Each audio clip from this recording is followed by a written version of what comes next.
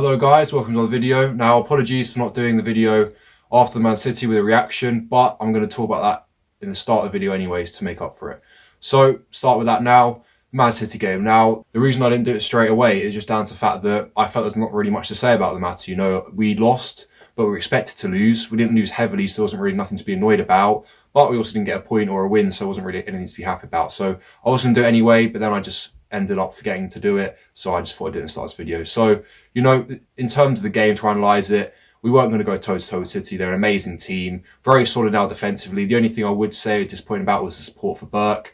There was no one really there to back him up, but I get that's because we had to be defensive so that we didn't get exposed in the counter. So maybe just Brewster backing Burke up a bit with some support would have been nice. But that's the only thing I'd really say, because except for that, I think we did very well. Very disappointing, to be fair, as well, with the Ampadu mistake. You know, he sort of made two in that build up to the goal. And I think Basham, wasn't marking Jesus either from the cross in. So those two very disappointing things for a goal. But I think they would have scored later on anyway, even if it wasn't for that mistake. So not too disheartened about that. And obviously with the Fleck chance at the end, you know, could have pulled it back miraculously, but it didn't happen, but we didn't really expect it to anyway. So can't say too much more on that. So that's why I didn't do it, because I basically covered that up in about a minute. So going on to the West Brom game. Now, I said it against West Brom in the away game. It was our biggest game this season. It's probably our biggest game this season once again. Bottom of the table clash, 6-pointer, all the key words for these sort of games. And I think, it obviously is once again. I think, you know, to be honest, in my opinion, I'm still not certain there's much chance of staying up. You know, I believe there's 13 points between us and Brighton with fourth bottom.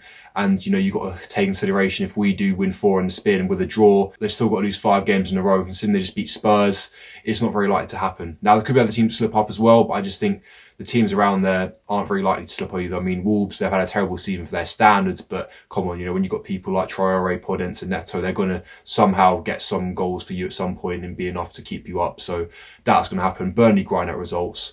Newcastle, once again, I think they're probably just too good to go down. So I just don't think survival's going to happen this season. But we can still leave the league with our heads held high. I think a win today will do that.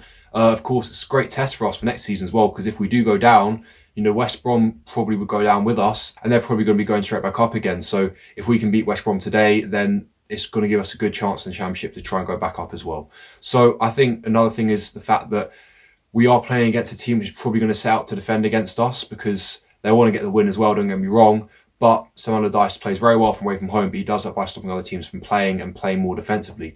Now, if you look at us this season, a lot of times this year, we've been doing that to the teams. It hasn't worked. So I just think we've got the defensive abilities for it. You know, we had it last season with great form and having O'Connell at the back as well. But as we know, we just haven't found that combination in the defence yet.